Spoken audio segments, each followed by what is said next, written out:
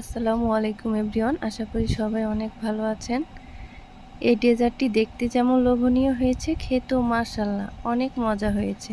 আপনারা একবার হলেও ট্রাই করতে পারেন। আমি এখানে একটা লম্বা সেমাই প্যাকেট ভিতরে ভালো করে গুঁড়া করে নিয়েছি। অর্ধেকটা আমি রান্না করব।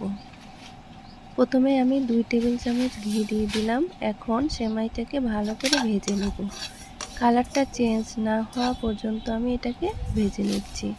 দেখুন কালারটা সুন্দর হয়েছে। এখন এতে অ্যাড করে দিব কনডেন্স মিল্ক। কনডেন্স মিল্ক না ব্যবহার করলে এখানে আঠালো ভাবটা আসবে না, তাই আপনারা চেষ্টা করবেন এখানে কনডেন্স মিল্ক ব্যবহার করার জন্য। এখন ভালো করে নেড়ে নিচ্ছি। এখানে আমি 3 চামচ কনডেন্স মিল্ক ব্যবহার করেছি। এখন অনবরত নাড়তে হবে। নাড়তে নাড়তে যখন একটা আঠালো ভাব চলে আসবে সেই পর্যায়ে আমি চুলার জালটা বন্ধ করে দেব। এখন আমি একটা কাপ নিয়েছি। আপনারা চাইলে যে কোনো কাপ বা ছোট বাটি নিতে পারেন। আমি এই ছোট মেজারমেন্ট কাপটা নিয়ে তাতে সামান্য একটু তেল ব্রাশ করে নিয়েছি। এখন হাত দিয়ে চেপে চেপে আমি সুন্দর করে গোলাকার বানিয়ে নেব। দেখুন এমনিতেই চলে আসছে। বাকিগুলো আমি একইভাবে বানিয়ে নিয়েছি।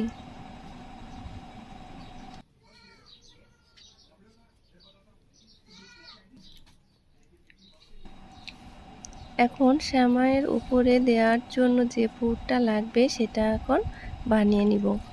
আমার এখানে আধা লিটার মতো দুধ আগে জাল করে রেখেছিলাম, সেটাই দিয়ে দিলাম।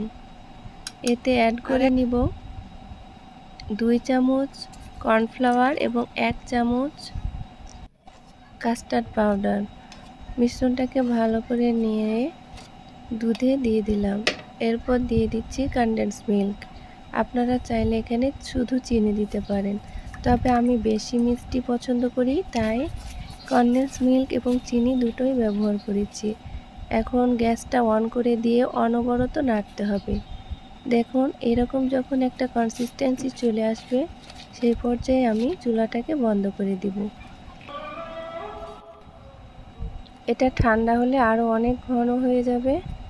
এখন এটা আমি পুরটাকে ফ্রিজে রেখে ঠান্ডা করে নিচ্ছি। অবশ্যই ঠান্ডা করতে হবে, গরম অবস্থায় এখানে ব্যবহার করা যাবে না।